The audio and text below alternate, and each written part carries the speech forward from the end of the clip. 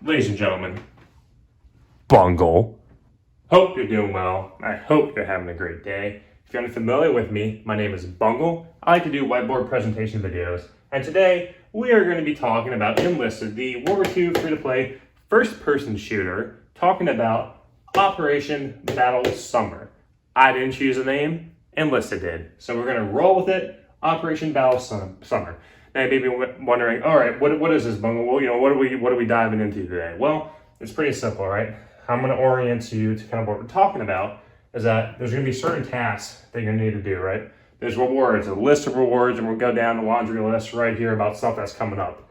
But in order to get these rewards, you have to do tasks, right? Which are right here. And there's certain dates you got to do these tasks in. And there's roles of engagement for this, right? So the ROE, all right, what are we going to know? What are our rules of engagement? And we're going to dive into that as well, right? If you haven't played Enlisted, or this is your first Enlisted event, Enlisted did an event way back, I think in June for the D-Day event. It's kind of like a pilot test event where you do these tasks and it kind of is like layered, it goes down. But if you played other games like War Thunder is a great example. This is kind of like a same system that War Thunder uses when it does its Operation Winter events or its marathon events, right? Basically how these events work, you have these rewards that you can get and you get points from completing tasks, right? And as seen here, we got a time frame, right? And then in this time frame, you have to complete certain tasks. As you complete tasks, you get reward points. But I would feel so far just looking at this on paper is that this is actually way better than how War Thunder does it, because each task you do, or each task you complete, you get like a reward, right? You don't have to do all three of these, all two of these in the same day to get one reward. How it works actually is each task you complete counts as one token. So that's pretty cool. Whereas if you played War Thunder, you have to do certain tasks to get within a time limit. Like you would have to do pretty much these two tasks within this date frame in order to get one task, one reward system, right? So we're gonna dive into it and we're gonna talk about it, right? So first off, how's this gonna work, Bundle?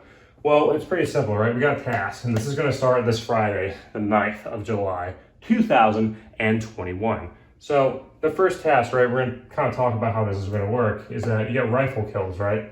So I'm saying expect 100. If you've been playing the D-Day test, what's called event that they did last month, it's kind of similar where you had to get so many kills and all that with weapons, machine guns, and stuff like that. It was like 50 or 100 for some of those. So I'm just going off kind of my knowledge of playing that event and also playing the game with the daily events, is that as you see with these events, they're trying to amp it up. They haven't really released what exactly quantifies. It's going to be released probably every day. They're going to have something new for it, as the event progresses. But this is what I'm saying. Just get yourself mentally prepared that this is going to be a kind of a grindy event.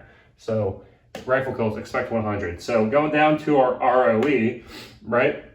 Okay, so we had to get 100 rifle kills, right? So this could be, these are bolt action rifles, right? Keep in mind, bolt action rifles. So Car 98 is a great example, Mosin Nagant, stuff like that. M1 Garand doesn't count because M1 Garand is a semi-auto. M1 carbine, whatever you want to call it, same thing, it's semi-auto, right? And that bolt action, you have to have, do the reload mechanism, all that with the bolt. So bolt action rifles, sniper rifles, like the Springfield is a great example too. So, okay, we have to use rifle kills, right? So in order to do that, to get 100 kills, right, we have to complete a match. Going down to our ROE, our rules of engagement, we must complete a match. So if I'm playing a game and Timmy's just destroying me using his cheat codes and everything and wrecking me, if I leave that match, and let's say I had 50 bolt action rifle kills, it's not gonna count. It's not gonna count in that task because I have to complete the match. Now keep in mind too, let's say we do this, we get 100 rifle kills, we get it done during that time frame, right? I'm saying the 11th of July, 2021, if you're seeing here, this is when the next task starts, right? So roughly you only got 2 days, the 9th of July and the 10th of July to actually knock it out, right? To get those 100 kills or whatever kills they want to say. I'm saying expect 100, all right? So we get a task, we get 100 kills, we get it done before the 11th of July, right? So we're gonna go get a task. All right, and basically we completed one task. If we go down the list here, basically how it works is that they're gonna have a redemption thing, right? So each task you get to unlock one of these, right? So the Falk Wolf 189, right? If I want to unlock that, I already got one task. I can go work my way to it. I'll save my discussion, my points on the rewards at the end of the video. But right now we're gonna just hammer it out, what we're gonna do, kind of my tips and tricks of what we need to do with kind of getting this task or this event done. Next, victories and the Battle of Berlin campaign. All right away you want to play Soviets. The reason why I want to play Soviets is they have an extremely high win rate right now in the Battle of Berlin. Like, it's almost insane, almost unbalanced, I would say. Germans do win here and there, but majority of the time the Soviets will win and will wipe the floor with the German teams. So, rifle kills, like I said, my tactic, my recommendation, line up your squads as much as possible with using bolt action rifles and just play as the Soviets in the Battle of Berlin campaign. Easiest way to knock it out. And, if you want to make it harder, that's when you play in other campaigns that don't, add up to the task, to the credit. But personally, load up your squads as much as you can with bolt action rifles for the assault squads, engineers, etc. Take them out into combat, just play them. Just play as many bolt action rifles like your Mosin Nagant. That's when you want to play. Or if you're really interested in playing as the Germans, use the Kar 98 or the BG2, whatever variants they have for the Battle of Berlin. But you want to be playing the Battle of Berlin campaign during that time period. Now, moving on, right? We get these 2 tasks completed. We get it done by the 10th, right? I'm saying this 2-day window. They say it's 2 days, but really you got the 9th and the 10th. We're going to move on to the 11th of July, 2021. All right, so you're going to get 2 tasks that pop up in this days. All right, place in the top 50% in battle. So usually how this works in the daily grinder or great daily tasks and stuff that you get from just playing the game is that usually they put you in like 3. I'm going to be generous and say expect 5, but it could be more. All right, this is an event. They want you to kind of play the game, and sometimes they're going to see, as you can see down here with the rules of engagement, you can actually use gold to pay for a task, right? So if I'm not doing too hot, I'm always at the bottom of my team. I mean, you can use gold, but going off how the Battle of Normandy was, I would expect like 950 gold. That's, if I recall correctly, that's how much it was to pay just to get past the task for the Invasion of Normandy campaign event. Now moving on with it, melee kills. All right, I'm gonna say expect 50. All right, the reason I'm saying this is because if you did the flamethrower task in the Invasion of Normandy campaign, which was a pain to do, especially if you had the default flamethrower class, not the M2, but the M1 flamethrower for the US, and even the German, the flamethrower 35, you understand that was kind of really the most difficult part of that event. Now this could be the same thing with this, right? Same thing is that we could be having an issue with like trying to get so many kills, and you're gonna be expecting, I'm like I said, get yourself mentally prepared. It's probably gonna be 50 or something like that. So, how do you place in the top 50% in battle bundle? How do you do that, all right? Now look, if you're, that type of player that's struggling with that, like that's something you're gonna struggle with, right? I always say this to everyone when it comes to grinding and everything like that in the game, is you want to play tanks. You want to capitalize as many tanks as you can. If you got premium, you can also take out another tank in addition to your squad, right? Or you can either take out another plane or another tank, etc. Like basically 3 vehicles in your lineup. So I would personally double up on the tanks, right? So at this point, it doesn't matter what campaign you play. So whatever campaign you really like, you're really comfortable in, or you have most progression in, where you can have 2 tanks in your lineup, that's what you want to do. And you want to focus as much as you can on anti-infantry combat, just focusing on infantry, mowing them down, etc. You can also focus on vehicles, anti-vehicle combat, but that's kind of a discussion for another day. Now, also melee kills. You can get approximately like 50. So those things with melee kills, I would just run around and try to melee people on the objectives. That's my recommendation. That's probably the best way to do it. Next, moving on, the 13th of July to the 15th. All right, remember, you're pretty much going to have the 13th and the 14th. So just 2 days to do this event, right? So victories in the Battle of Moscow campaign. You also do tank destruction. I'm expecting 10 because the dailies say 5. Could be a little more because this is an event. You can also get semi-auto kills. Expect 100. Semi-auto. So this is like your Gewehr 43, 42, 44. Your SVT for the Battle of Moscow. Battle of Berlin, sorry. Battle of Moscow, I don't know if the Soviets get a semi-auto. If they do, use that variant. Battle of Normandy, use the M1 Grand, the M1 carbine, and the M2 carbine. So you kind of get the gist, right? Semi-auto is basically if you can fire rapidly without having the chamber, do an action on the chamber, like a semi-auto, like a bolt action rifle, then that counts as a semi-auto rifle. So the stuff I listed, if you have those weapons unlocked, same thing as before when we were doing the rifle kills, load as many squads as you can that use those weapons and take them out into combat while playing the Battle of Moscow campaign. Now, Battle of Moscow campaign, my experience of playing it is very balanced It's probably the most balanced game mode where the Soviets can win or the Germans can win based on the good team composition. So my recommendation on which side to choose in that one is really up to you on how far you progressed in the campaign, right?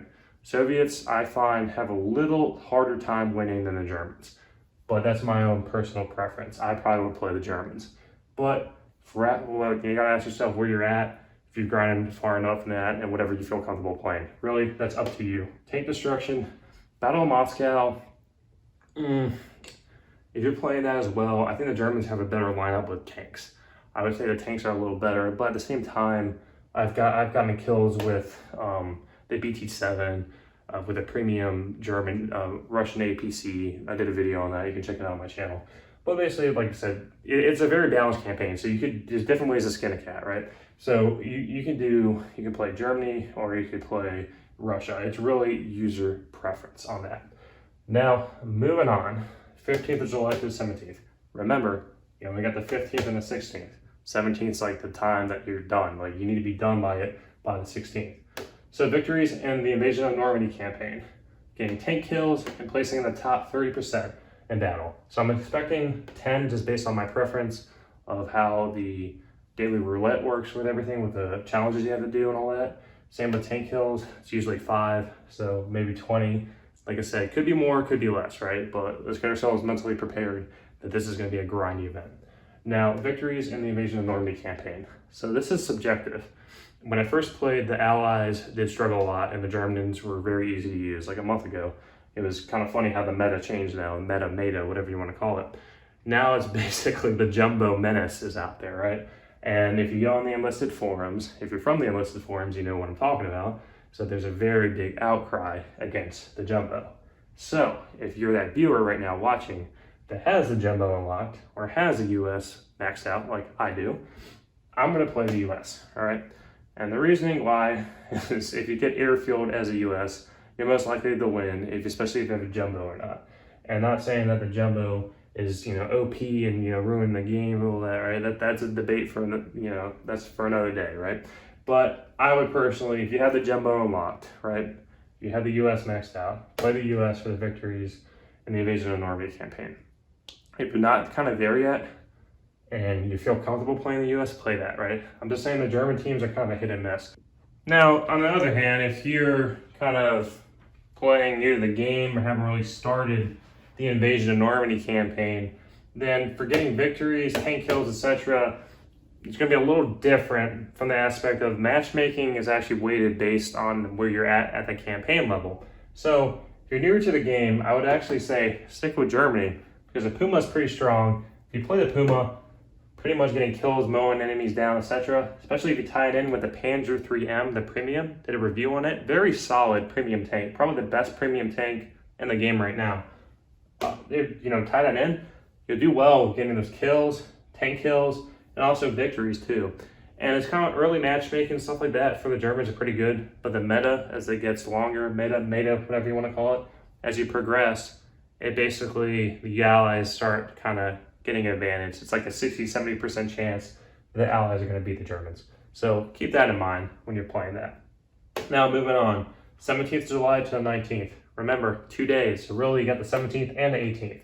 SMG kills, earning points as an engineer, aircraft kills, and finishing first place. So SMG kills.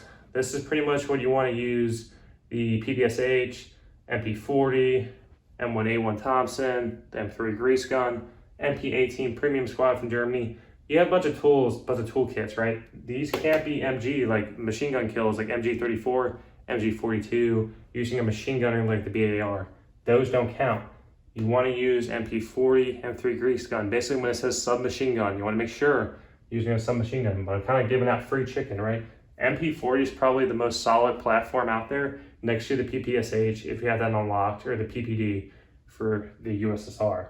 Even the M3 Grease Gun can kind of be good. But similar to kind of when I'm talking about the rifle kills, the semi-auto kills, you want to go line up your squads as much as possible with pretty much assaulter squads, right? Assault squads. They basically can carry a submachine gun. Reasoning wise, the more squads you have out there in combat, getting kills, etc., the easier it is to go and progress through that task. Next, earning points as an engineer. Basically, the key free chicken in this one is building spawn points. Spawn points basically incentivizes your team to use your equipment. A good show of hands in this room could probably raise their hands and say it's happened to them before, is that you can build anti-tank guns, machine gun nests, flak gun emplacements for your team, and they won't use it, right? But for whatever reason, and it's probably because they want to respond quicker to combat, having a spawn point encourages your teammates to use that objective, right? And incentivizes them, basically. You want to get back to combat quicker, Timmy? Well, just spawn in right here. So that's pretty much it with that one. Aircraft kills. Basically, you want to play the Invasion of Normandy. Battle of Moscow, Battle of Berlin. If you're unfamiliar with how that meta works with aircraft, is a nosedive to the ground while strafing and bombing everything, suiciding, and respawning back as a squad. That's basically what most pilots do. So dogfighting and everything like that isn't going to be there. I don't know if it's etiquette or whatever for Invasion of Normandy, but basically the Allies or the Germans and whatever who is playing in that airspace basically dogfight are respectable and they don't really like suicide. I haven't seen it at all really lately in that type of meta. So keep that in mind. If you want to get aircraft kills, your best bet would play Invasion of Normandy, take out P-51, P-38, P-47, BF-109, BF-110. You will have plenty of air targets to shoot at. With A-20Gs flying around, etc., pretty easy for Germany to get some free chicken. And with the Ju-288 flying around, pretty easy for the US to get some free chicken. Then moving on, finishing first place. I've hammered this before and I'll say it again. Playing the tank class is going to be your best bet. Why? Well, getting kills and everything as a tanker, you get assist points and everything like that, right? In addition to getting kills. And basically the reward system in Enlisted actually rewards you for playing a tank class because of his ability to deflect shots, do wreak havoc on the enemy team, as well as kind of damage an enemy team, wound them, get a lot of assists. So the way it works with the algorithm for ranking who you place first place, you actually get a lot of assists if you play a tanker class. So tanks are pretty easy to play compared to playing infantry or aircraft. Definitely very user friendly. And if you're really struggling in this aspect or this part, then play the T-3485 for the Battle of Berlin. You will start to realize that, hey, you can one-shot the default tank for Germany, the Panzer IV-J or whatever, and you can go toe-to-toe with the Panther G. So, ladies and gentlemen, maybe wondering, all right, task bundle, how are they going to work? Do I have to do every single one of these? If I redeem 4 tasks, does it go away and I have to go and get 5 tasks, etc.?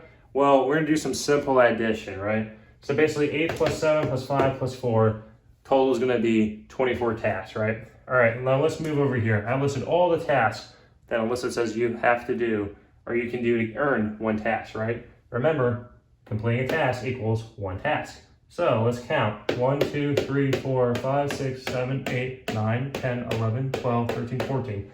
14, 24 tasks. All right, so pretty simple. Based on that, we can make the assumption here, or the intellectual decision, that basically, if let's say I get 100 rifle kills, and I get victories in Berlin, I get placed in the top 50% of my team, and I get the melee kills, when I go and redeem it for 4 tasks, those 4 tasks are going to still stay there, right?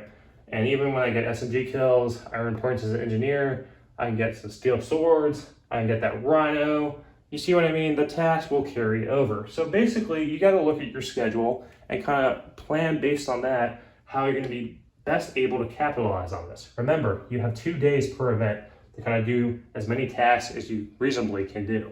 So keep that in mind. You can also use gold to pay for it, but I don't recommend it. I'd rather you go out there and try it to the best of your ability. And if it's a panic button, then okay. But keep in mind, you got other days, other events to do that kind of works based on your play style, based on how you are as a player. Now, let's talk about rewards. So, rewards, right? We basically have 4 rewards. First off, starting off with a tier, the top tier one. 8 tasks, you get the Battle of Berlin Assault Squad for the US Assault. And you get the PPK-42 Assault or submachine gun, right? It can be semi-auto, assault rifle, etc.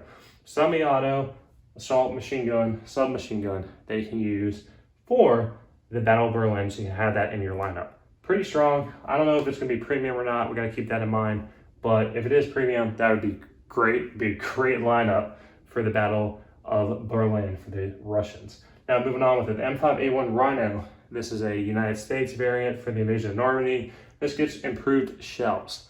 So my take on it, as maxing out the US campaign level, I don't really feel like I'm going to benefit from using this. The Stewart I feel is a weak platform. Sure, it gets kind of a cool plow on it and etc. and improved shells, but a 37mm gun, I don't know, like it's not that strong against Panzer IVs at all. It's not that strong against Panzer IIIs. It even struggles against the Puma. I don't know if these improved shells with the HE or the AP is going to really make a difference for killing infantry or for killing tanks. But if you really like the M5 Stewart platform, it's right up your alley. Go for it. Next, go swords. All right, 5 tasks. You get a sword, and I'll have it up on display here for the USSR, for USA, and lastly, for Germany. Now, this is kind of like my take with gold weapons. I'm not a fan of gold weapons, and I know some people in the community may be like, ugh. But the thing is with gold weapons, I feel if I unlock a gold weapon, I should be able to drop that into any slot without having to be limited to one weapon, right?